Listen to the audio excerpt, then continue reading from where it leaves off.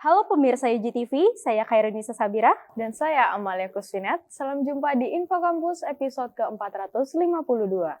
Ya, seperti biasa, Info Kampus akan menyajikan informasi aktual dari berbagai kegiatan di kampus Universitas Gunadarma. Betul sekali, Nisa. Informasi yang kami rangkum mencakup kampus Depok, kampus Kalimalang, kampus Cakung, kampus Karawaci, dan kampus Cengkareng Universitas Gunadarma. Info Kampus aktual seputar kampus Universitas Gunadarma.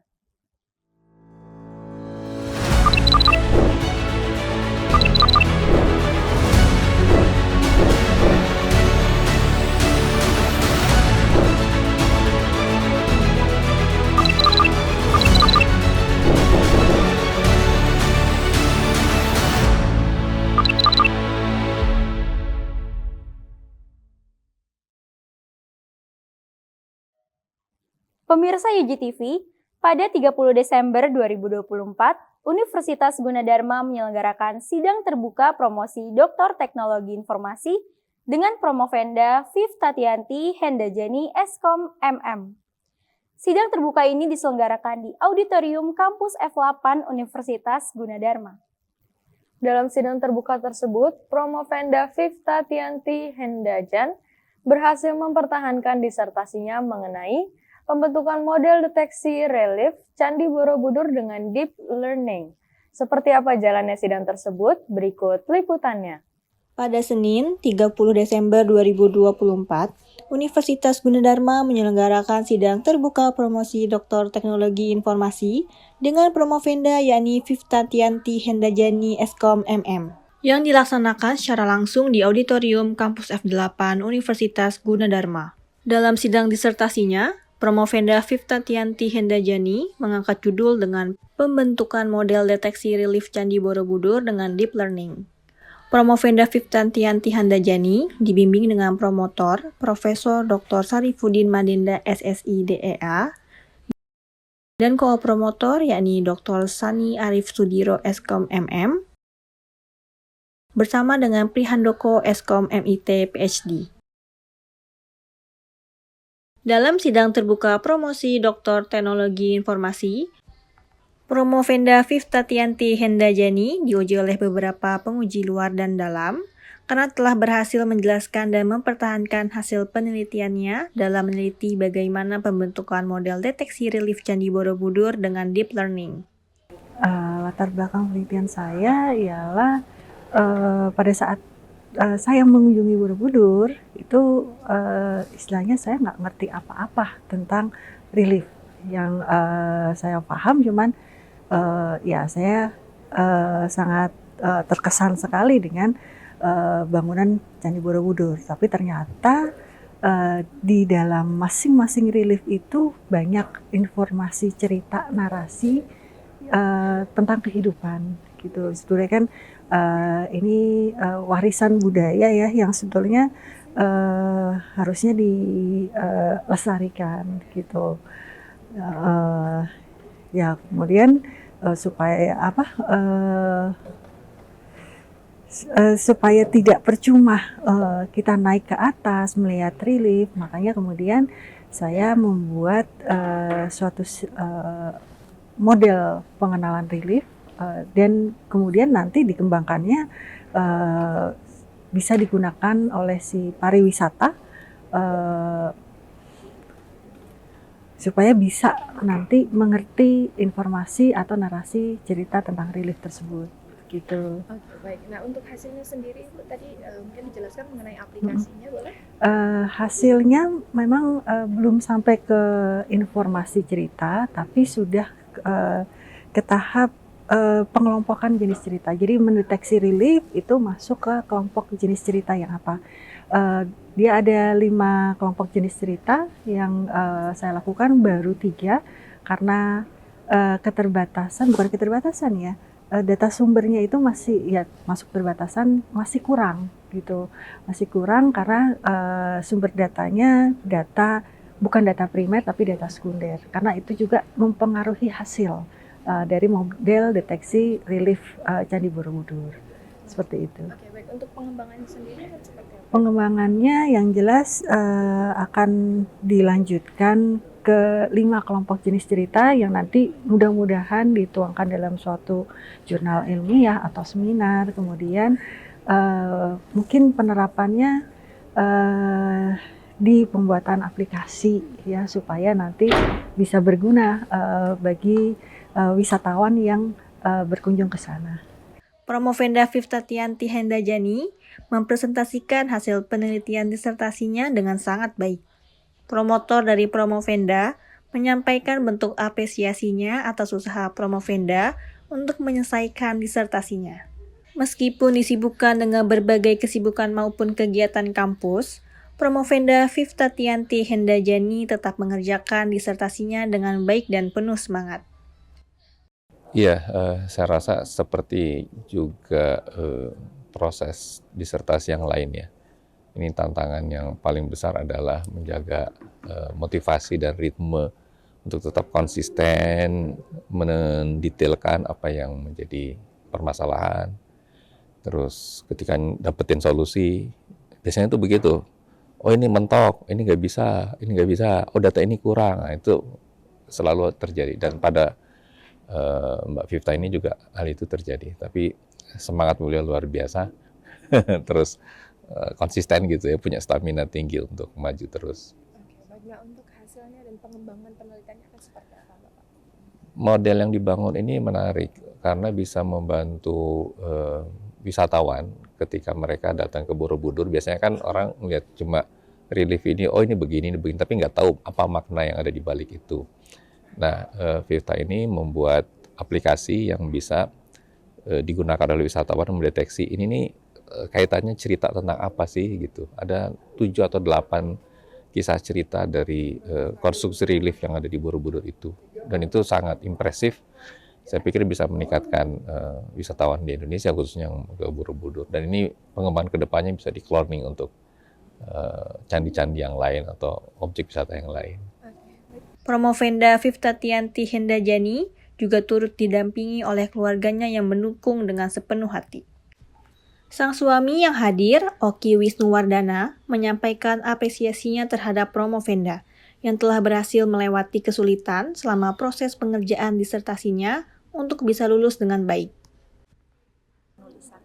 Ya, pertama waktu dia mulai kuliah di doktor ini, S3 ini ya, itu otomatis kan dia harus belajar lagi, sudah lama tidak, waktu kuliah dulu udah lama kan, terus atau kuliah lagi di usia yang sudah tidak muda lagi gitu kan. Dan dari situ terus untuk disertasinya kebetulan dia ambil yang Borobudur. Lokasinya kan jauh dari rumah ya, kita bolak-balik ke sana, akhirnya ketemu sama dinas di sana juga. Terus kita ambil foto-fotonya di sana juga, dan saya ikut membantu mengambil foto-fotonya di sana kebetulan gitu kan. Ya dari situ kendalanya juga banyak gitu kan, dari cuaca lah, dari apa tidak bisa waktu itu COVID pula gitu kan, tidak bisa seenaknya kita main masuk aja. Terus terakhir udah ada dari pihak sana juga sudah tidak boleh naik ke dalam candinya kan. Ya akhirnya kebetulan kita dikasih e-book juga dari dinas sana. Alhamdulillah kerjasamanya bagus sekali. Terus kita dikasih komplit data-data yang sudah ada fotonya. Nah itu sangat membantu untuk kelanjutan proses ininya penelitiannya gitu. Saya rasa itu sih sampai akhirnya terakhir sidang kan nggak cuma sekali ya, berapa kali gitu. Ya kami terutama mensupport ya, anak-anak juga ikut mensupport gitu loh terhadap ibunya supaya lebih nyaman untuk menyelesaikan sidang-sidang ini. Alhamdulillah sih selesai juga ya. ya itulah kami bangga lah. Boleh diberikan pesan-pesan atau harapan kepada ibu dengan gelar barunya Bapak? Ya harapannya kan beliau ini kan dosen ya, dengan sekarang sudah naik tingkatan lagi lah sebagai doktor, istilahnya udah sekolah pendidikan yang terakhir gitu kan.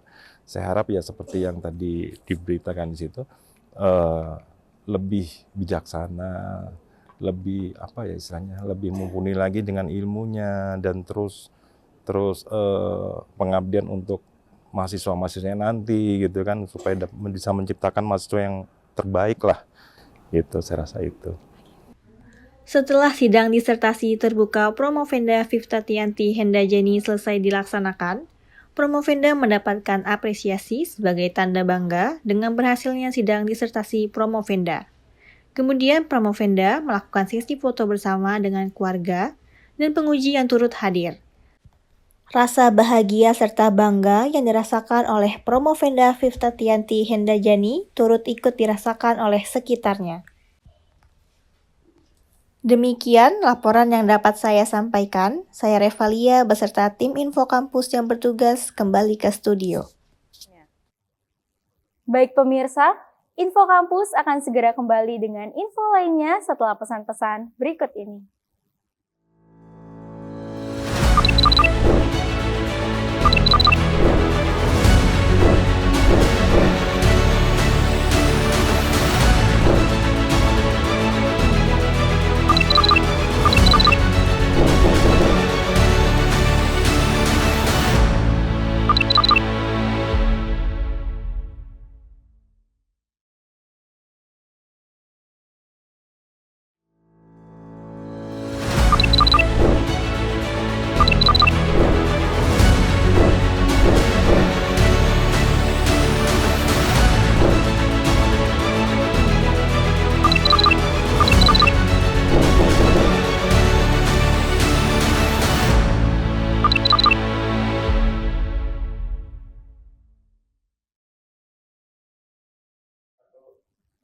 Pemirsa UJ-TV, sidang ujian disertasi terbuka promosi Doktor Teknologi Informasi pada 30 Desember 2024 berlanjut pada sesi kedua dengan Promovenda Ega Julia Fajarsari STMT.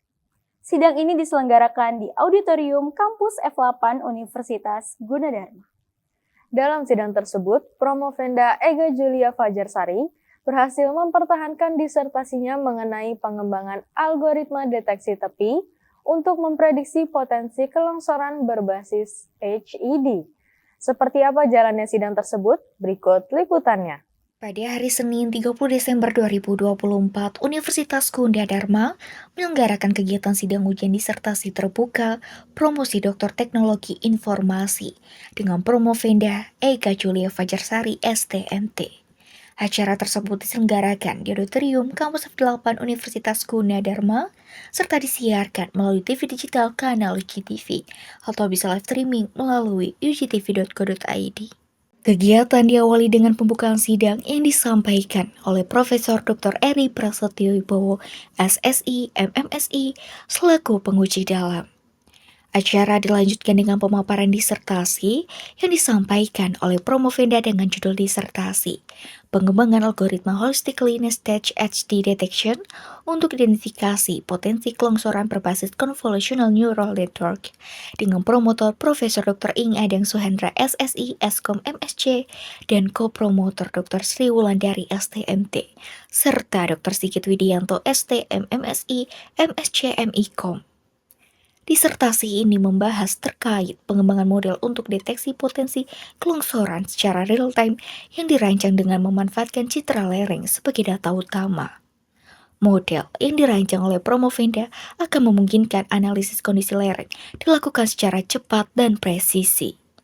Prinsip kerja model ini menggabungkan algoritma Holistically Nested HD Detection yang berbasis Convolutional Neural Network, di mana kedua kombinasi sistem tersebut sangatlah berperan penting dalam meningkatkan kecepatan dan akurasi pengelolaan citra, memungkinkan deteksi tanda-tanda longsor secara real-time dan lebih efektif. Oke, untuk latar belakang penelitian, jadi metode identifikasi potensi kelongsoran itu masih banyak yang bergantung pada pengambilan sampel tanah di lereng yang ditinjau, lalu dilanjutkan dengan pengujian sampel tanah di laboratorium yang membutuhkan waktu yang tidak sebentar ya, membutuhkan waktu lama. Jadi dalam satu pengujian itu bisa memakan waktu 3 sampai seminggu. Jadi sulit untuk dilakukan identifikasi potensi kelongsoran secara real time seperti itu. Untuk yang kedua, metode konvensional ini masih melihat berdasarkan parameter, tidak melihat dari tampilan visual lerengnya ada atau tidak ada retakan. Jadi masih ada beberapa kasus di mana lereng tersebut dinyatakan stabil berdasarkan metode konvensional, tapi hasilnya ternyata di lapangannya mengalami kelongsoran juga seperti itu. Jadi dibutuhkan teknologi yang bisa mengidentifikasi potensi kelongsoran secara real time berdasarkan data citra lereng tadi, berdasarkan retakan yang ada pada lereng tersebut, sehingga bisa dijadikan sebagai justifikasi awal sebagai seorang pengguna atau engineer untuk bisa melihat potensi kelongsoran dari lereng tersebut, seperti itu. Untuk hasilnya sendiri dari segi akurasi model yang dikembangkan itu mencapai 95% ya dalam mengidentifikasi potensi kelongsoran pada lereng, dan sudah sesuai dengan hasil validasi yang digunakan, yaitu berdasarkan aplikasi Geoslope seperti itu. Oke, jadi untuk penelitian selanjutnya dapat dikembangkan untuk meneliti kedalaman serta luasan dari retakannya agar lebih memaksimalkan potensi kelongsoran dari lerengnya dari segi akurasinya seperti itu. Setelah pemaparan disertasi, acara kemudian dilanjutkan dengan sesi tanya jawab yang disampaikan oleh para penguji kepada Promovenda terkait hasil penelitian telah dilakukan. Dalam sesi tersebut, tim penguji memberikan apresiasi serta berbagi tanggapan dan saran positif terkait hasil penelitian telah dilakukan oleh Promovenda. Disertasi ini diharapkan dapat memberikan kontribusi dalam upaya mitigasi bencana, terutama dalam bencana longsor. Penelitian yang dilakukan oleh Promovenda telah menghasilkan sebuah model yang mampu memprediksi terjadi bencana longsor secara real time, sehingga informasi terkait potensi bencana tersebut dapat segera disampaikan kepada masyarakat. Dengan demikian, masyarakat memiliki waktu yang cukup untuk melakukan evakuasi, dan pemerintah dapat mengambil langkah-langkah mitigasi yang diperlukan, sehingga dapat mengurangi dampak buruk yang akan ditimbulkan oleh bencana longsor. Promotor juga menyampaikan apresiasi perjuangan Promovenda selama proses penelitian, meskipun memiliki latar belakang bidang teknik yang dimana sangatlah berbeda, dengan fokus disertasinya dalam bidang teknologi informasi. Namun Promovenda telah berhasil menunjukkan kemampuan adaptasi yang luar biasa, dengan menyelesaikan penelitian dan menjalani sidang terbuka dengan amat sangat baik. Jadi tantangannya tentu saja karena keilmuan teknologi informasi ini kan berbeda dengan basicnya Ibu Ega. Jadi beliau pada saat awal adalah mempelajari bagaimana sih keilmuan khususnya bidang computer vision dan image processing ini. Namun ya alhamdulillah dia bisa mengatasinya, ya, yaitu dengan mengetahui bagaimana cara-cara melakukan proses pengolahan citra, dan tentu saja di sini dia juga sudah berhasil mendapatkan sebuah temuan-temuan baru, yaitu tadi ya grass removal-nya. Yang dalam hal ini ya hasil penelitiannya ini ya kontribusinya juga sudah jelas lah ya, baik itu di bidang teknik sipil maupun teknologi informasi. Pengembangan seperti yang tadi pada saat sidang itu sudah jelas adalah menambah fitur untuk melakukan identifikasi potensi longsor itu, yaitu mengukur tingkat lebar daripada retakan itu dan kedalaman dari retakan itu. Yang secara visual kita bisa hitung lah ya, yaitu dari jarak antara tepi yang dibentuk serta bagaimana tingkat intensitas cahaya. Yang kita ketahui ya semakin dalam tentu bayangan juga semakin besar dan tingkat kecerahannya semakin kecil. Jadi seperti itu. Jadi nanti dengan ditambahkan dua fitur ini, yaitu nanti diharapkanlah ke depan ini tingkat akurasinya semakin lebih baik lagi. Ya meskipun saat ini juga sudah sangat baik ya kalau kita lihat ya sampai 95%. Dan juga tentu sampelnya. Ya sampelnya ini juga perlu diperbanyak ya, karena kan penelitian itu kalau didukung dengan data yang besar, ya sampel yang banyak dan kredibilitasnya juga menjadi semakin baik. Ya. Promovenda juga mendapatkan dukungan penuh sekaligus ucapan selamat dari keluarganya atas gelar doktor yang telah ia raih. Mereka juga menyampaikan ucapan terima kasih kepada Universitas Gunadarma atas kesempatan yang telah diberikan kepada Promovenda. Ya, saya selaku orang tua selalu memberikan dukungan kepada anak kami agar segera menyelesaikan penulisannya. Ya, karena ini kan sifatnya kalau dosen kan harus minimal kan, bukan minimal, harus mencapai jenjang tertinggi itu kan program doktor ya, harus selesai dengan studinya yang telah ditugaskan oleh Gunadarma gitu ya. Kami mengucapkan terima kasih kepada Yayasan Pendidikan Gunadarma, terutama pada Bu Rektor yang telah memberikan beasiswa kepada anak kami, sehingga anak kami dapat menyelesaikan tugas pelajaran selalu di dalam bidang teknologi informasi ini gitu. Ya, harapan kami kepada anak kami ya yang baru selesai menyelesaikan tugasnya agar selalu mengembangkan ilmu pengetahuannya, terutama di bidangnya ya, agar tidak berhenti sampai di sini saja gitu ya, selalu berkembang ya, karena kan dosen harus selalu istilahnya ilmunya selalu bertambah ya dengan mengenal segala gitu. Sidang terbuka promosi doktor ini merupakan bentuk wujud nyata komitmen Universitas Gunadarma dalam mendorong inovasi dan riset yang berkualitas tinggi. Semoga hasil penelitian ini dapat terus dikembangkan dan memberikan manfaat yang luas bagi pemerintah serta masyarakat. Sebagai penutup, kegiatan sidang terbuka diakhiri dengan sesi doa dan foto bersama. Demikian laporan yang dapat saya sampaikan. Saya Aprilia Jeng Rahayu beserta tim Info Kampus yang bertugas kembali ke studio. Baik pemirsa, Info Kampus akan segera kembali dengan info lainnya setelah pesan-pesan berikut ini.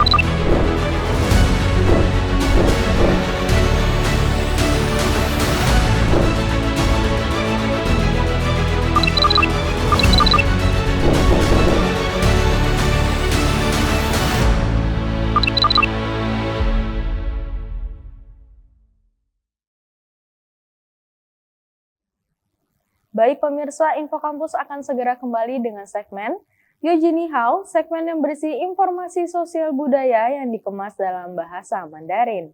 Ya, program ini merupakan produksi dari rekan-rekan di program studi sastra Tiongkok Universitas Gunadarma. Seperti apa liputannya? Mari kita saksikan bersama Yujini Hao.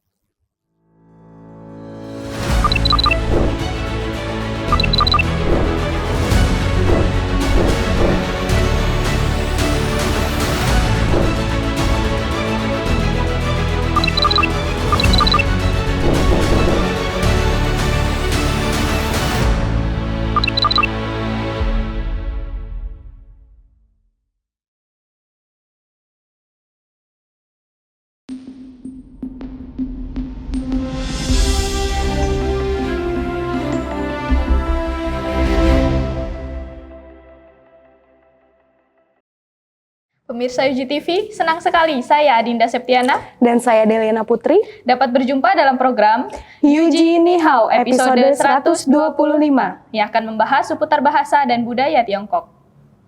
观众朋友们您好，欢迎大家收看本期 Yujini Hao， 我是德丽安娜。 我是Huang Liyu. Pemirsa UGTV, teh sudah menjadi minuman yang lekat bagi masyarakat di benua Asia. Bahkan, teh sering dihidangkan di pagi hari ataupun sore hari bersama keluarga. Adapun teh unik yang juga dikenal pecinta teh dengan teh semi-fermentasi, teh ini berasal dari daratan Tiongkok dan dinamakan teh oolong. Betul sekali, sebagai teh semi-fermentasi, teh oolong memiliki ciri khas yang kental dan pekat. Teh oolong juga dikenal memiliki bau dan rasa yang unik. Di dalam teh tersebut mengandung berbagai bahan aktif diantaranya polifonol teh dan alkaloid. Mari kita simak laporan dari Patinova berikut ini. 乌龙茶 oolong tea 被称为金茶尾斑发小茶。目前乌龙茶的品种类型较为多样，是中国特有的茶叶品种。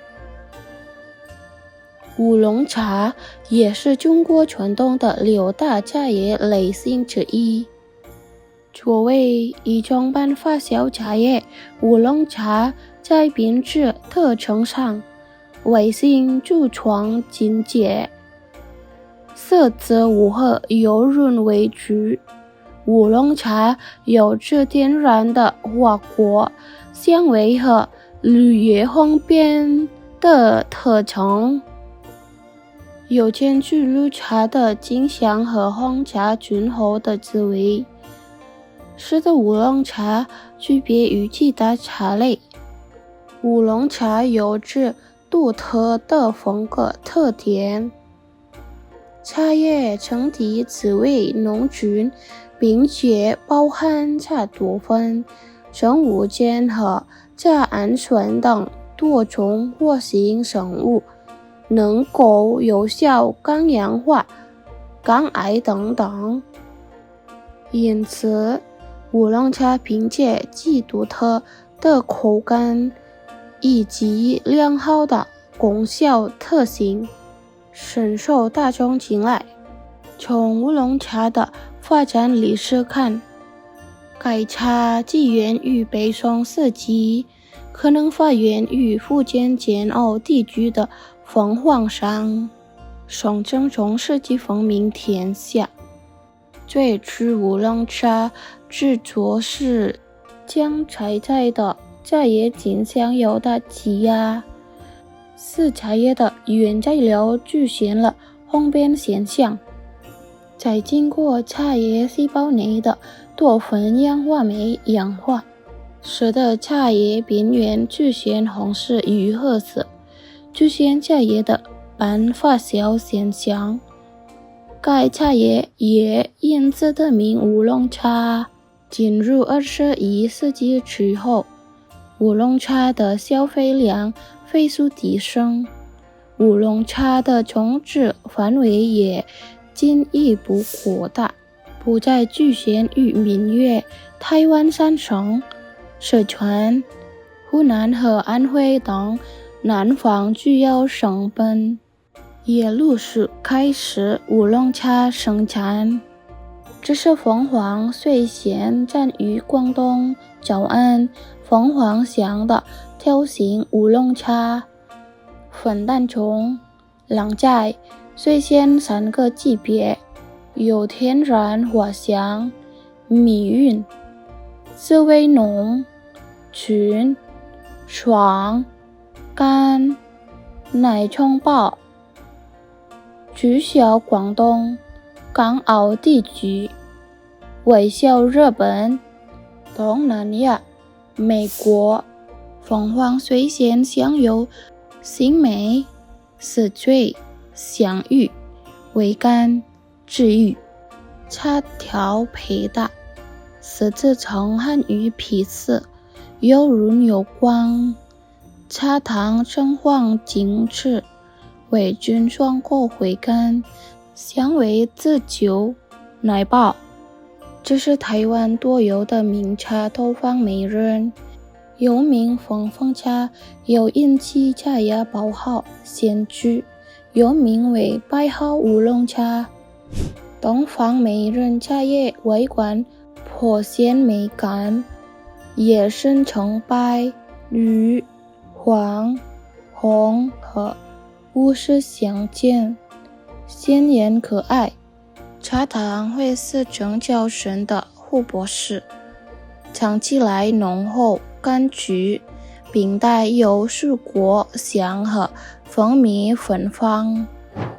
品饮乌龙茶不仅对人体健康有益，还可增添5种乐趣，但有3忌：一是空腹不饮，否则感到饥肠辘辘、头晕欲吐，人们正是茶醉；二是睡前不饮，否则难以入睡；三是冷茶不饮，冷后心寒，对胃不利。这3忌对去饮乌龙茶的人尤为重要。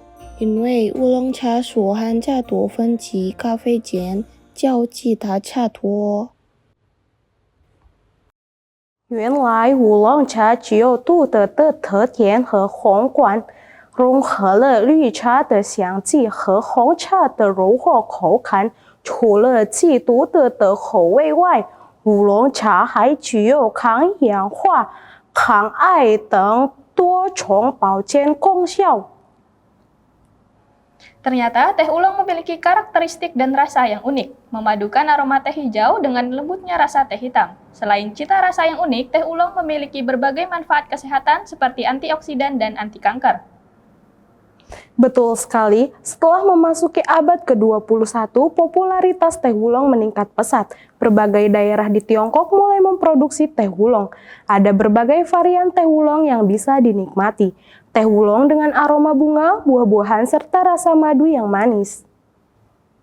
没错，进入21世纪后，乌龙茶的受欢迎程度迅速提高。中国各地开始生产乌龙茶，您可以享用多种乌龙茶。乌龙茶具有花香、果香和甜甜的蜂蜜味道。 Baik, pemirsa UGTV, saya Deliana Putri. Dan saya Adinda Septiana. Kita akhiri Eugenie Hao episode kali ini. Kembali ke program Info Kampus. 好的，以上是我们Eugenie Hao的所有新闻内容。我是黄丽玉，我是德丽安娜，祝您拥有美好的一天。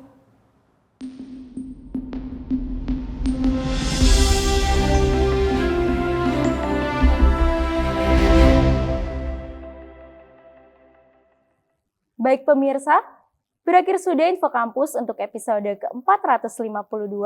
Saya Khairunisa Sabira. Dan saya Amalia Kusvinet, beserta tim Info Kampus yang bertugas menyampaikan terima kasih Dan sampai jumpa.